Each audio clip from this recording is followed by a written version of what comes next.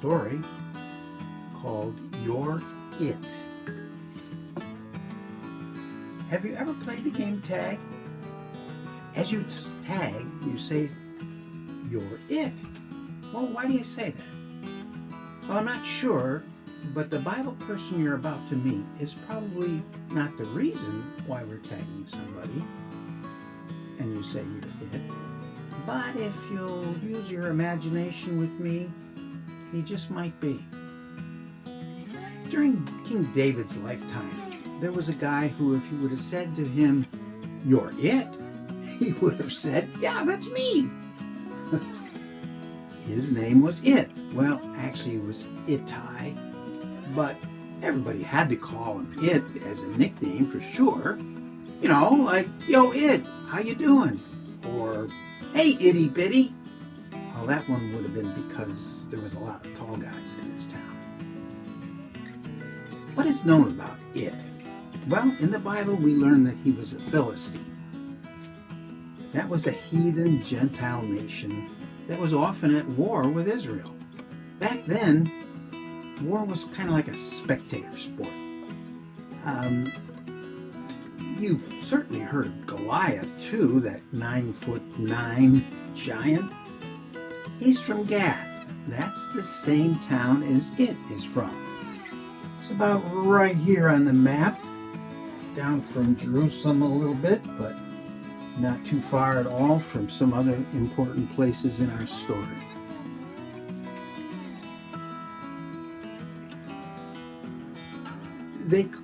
You're called a Gittite if you're from Gath.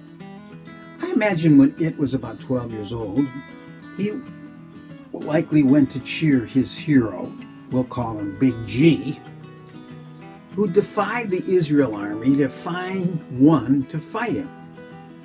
And nobody would. That is, until a little 15-year-old scrawny kid volunteered.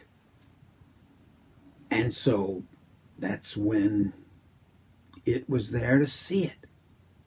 Looking down into the Elah Valley from the top of a mountain, It saw what that little scrawny kid did.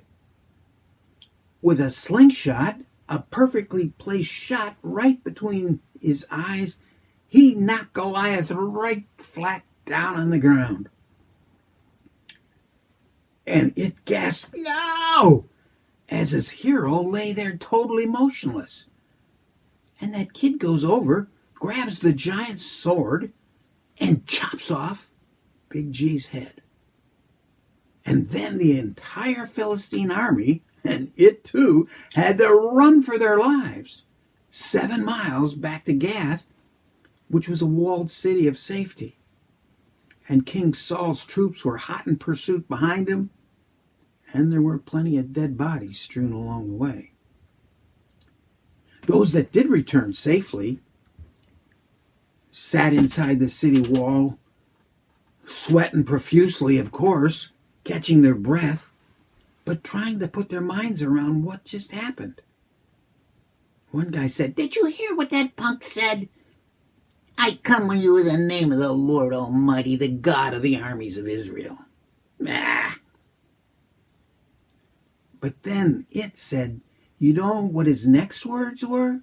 He shouted, "The whole world will know there's a God in Israel." What do you think of that? At that moment, there was a whoop, boom! Goliath is down and dead. Wow.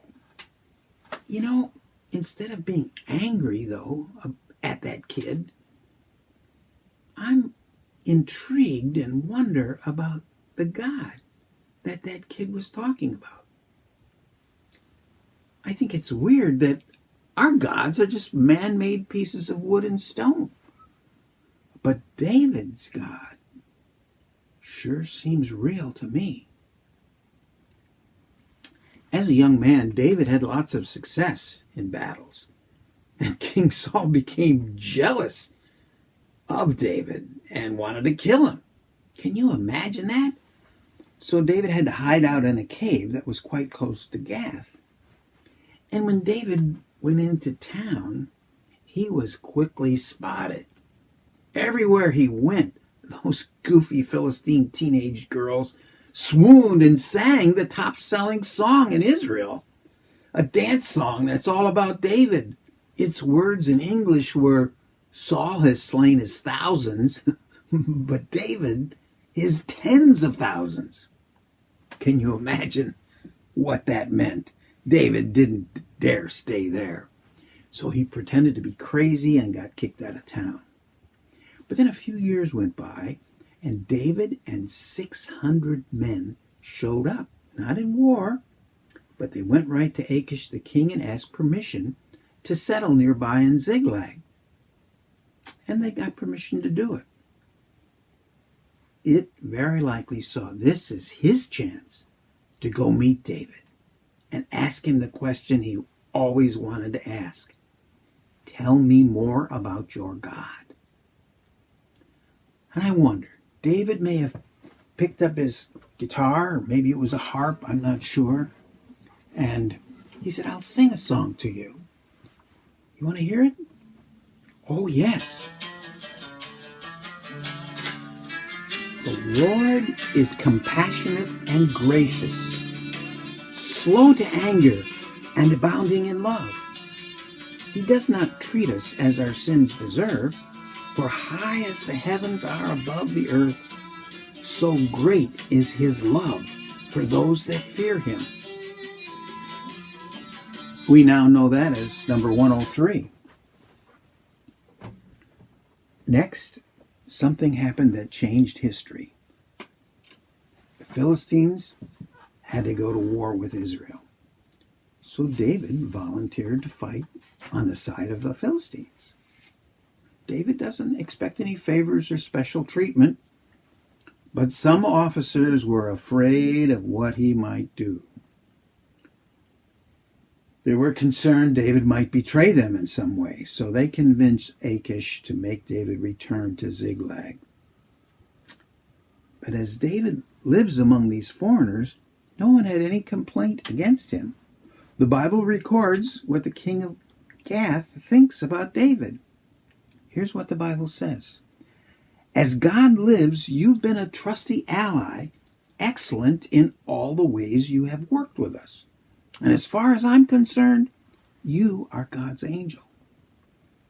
Maybe it influenced his dad in some way, because some scholars think he may have been the king's son. But yes, Achish went ahead and reluctantly told David that he could not fight with them. But it turned out to be a pretty important thing, because King Saul and his son Jonathan, David's good friend, were both killed in that battle. So he was glad he wasn't fighting. Soon God tells David to move back to Israel, and eventually David becomes the king. But it cannot forget David, nor David's God that he's learned more about. And he makes a commitment to follow the living God and worship him. And he begins to tell other guys in Gath about this God. And so he kind of forms a brigade-like group so that these young men can grow in their faith. And he begins to help them to sing the songs of God, many that David wrote. Perhaps they had to smuggle copies of the scriptures or copies of the Bible, of these songs, into Gath. Remember, the God they were worshiping is the enemy's God. And I wonder if it may have actually boldly prayed to God that he could have 600 men like David had. Israel continues to war with the Philistines and other nations too. God blesses David with many victories. But after much time, trouble comes to David's own family. One of David's sons, Absalom, he's handsome, hot-tempered, is banished from Jerusalem, by now the capital city. Here's Jerusalem here. Again, not too far away. 20 miles at the most from where they fought that battle. Now, in David's time, Absalom is getting very jealous that David favors Solomon as the next king. But Absalom wants to be the king. So he rallies lots of people to his side.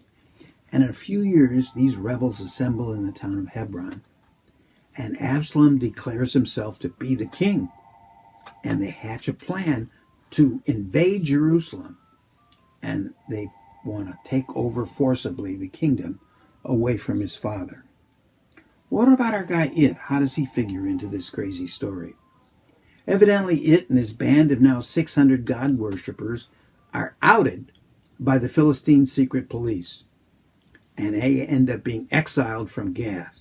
Hey, they could have been hung for worshiping the enemy's God. So It decides that we're going to seek refuge in Jerusalem.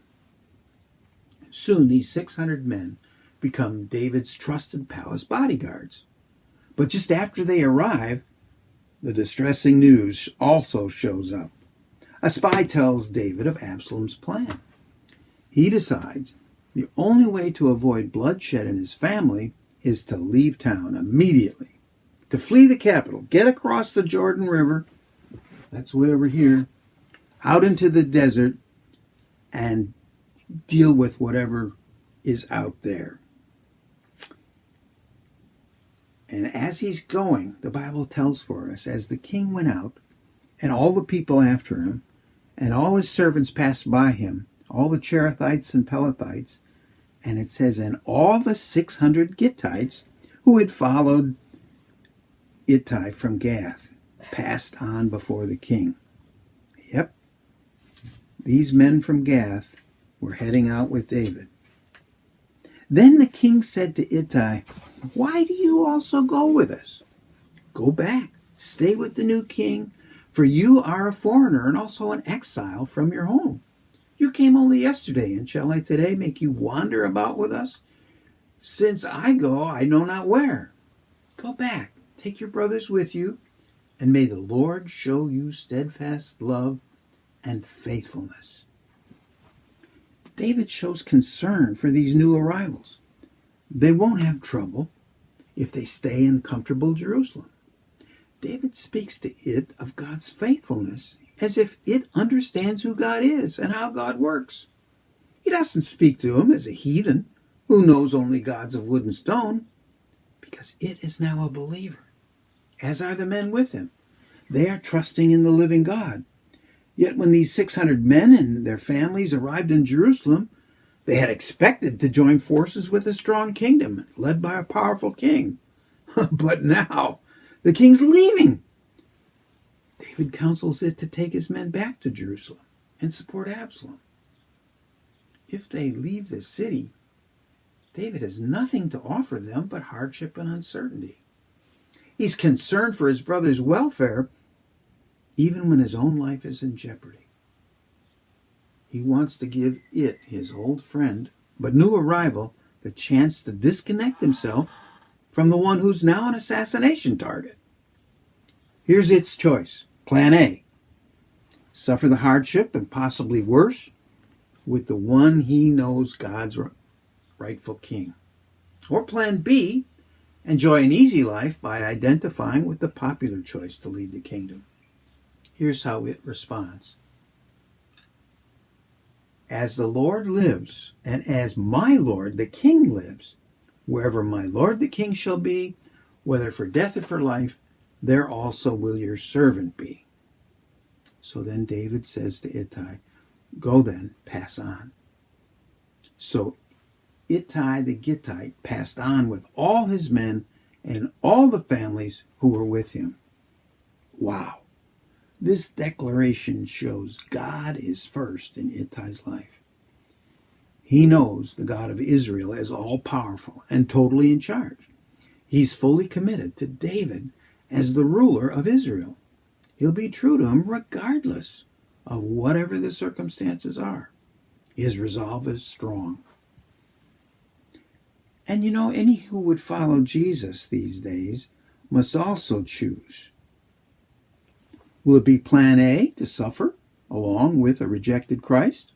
Or Plan B, to do what others are doing and have an easy life be like the crowd.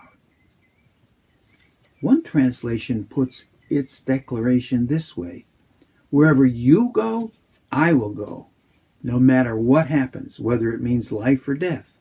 Those are the exact same words as David's great-grandmother Ruth, a Moabite, said to her mother-in-law when she was going back to Israel.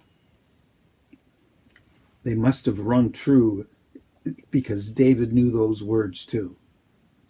And he knew that if Ittai said them, he really meant them. Such words continue throughout 3,000 years of history as the finest statements and of loyalty and commitment. And I wonder, can you say those same words to Jesus? Make your choice now. Know that Christians will suffer hardship because Jesus is still despised and rejected. His way is not an easy road. Our King asks we follow him with a life willing to suffer.